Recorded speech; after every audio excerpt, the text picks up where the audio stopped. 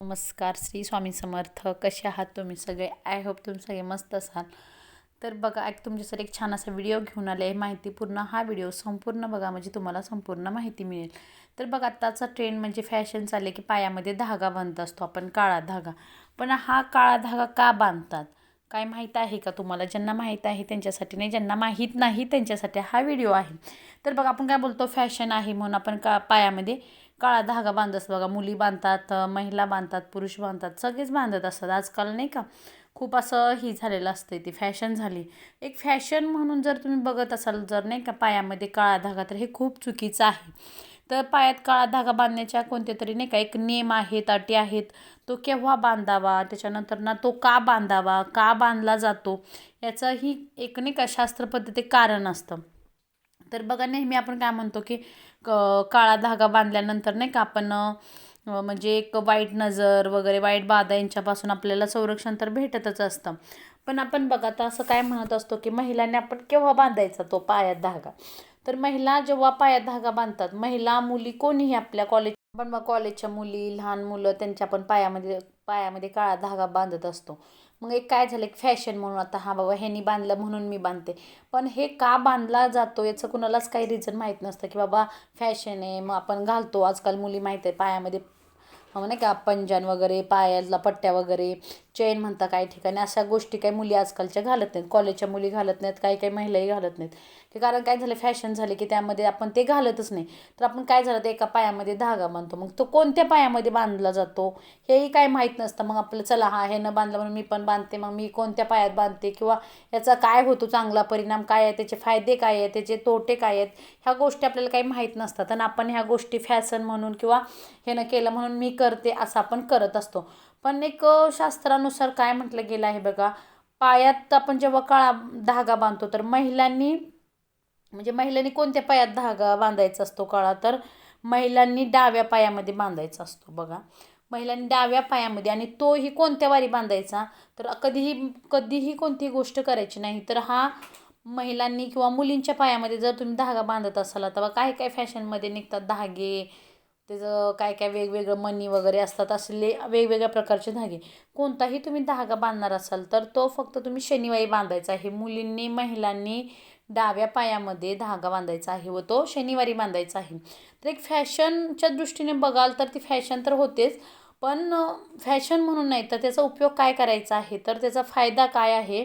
तर याच्यामुळं काय होतं, आपल्याला शनी दोष असेल, आता प्रत्येकाच्या राशीमध्ये शनी, साडेसाती काय काय गोष्टी असतात. तर तुमच्या आहे की नाही काय माहीत, प्रत्येकाचं वेगवेगळं असतं.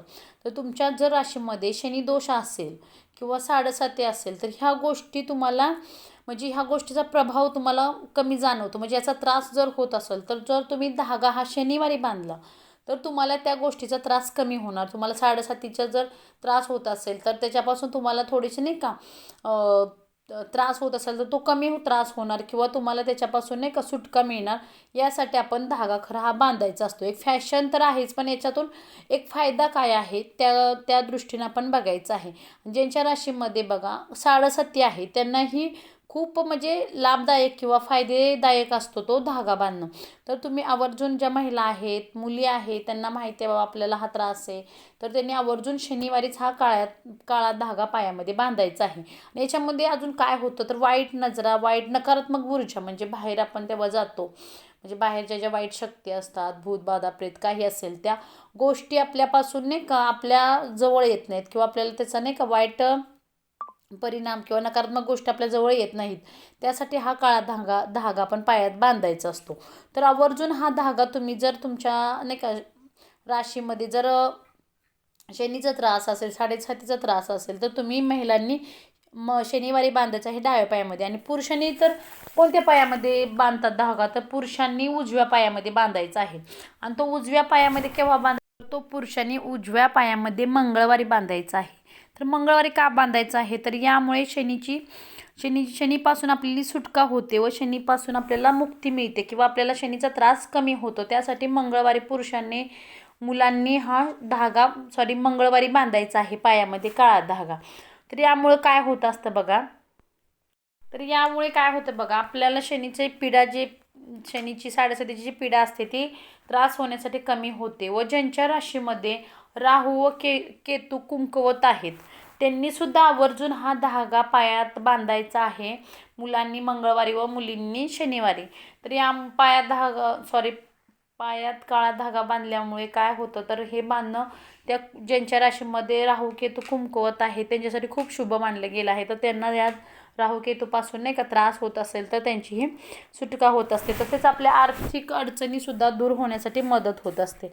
त्यासाठी आवर्जून आपण फक्त एक फॅशन म्हणून बघत असतो काय काय गोष्टीकडं, पण त्याच्यातील आपल्याला नाही का शास्त्रशुद्ध कारण माहीत नसतं, किंवा त्याचं शास्त्रीय कारण काय असते, किंवा त्याचं ज्योतिषशास्त्राप्रमाणे काय त्याची माहिती आहे, किंवा आपल्याला ह्या गोष्टी काही माहीत नसतात.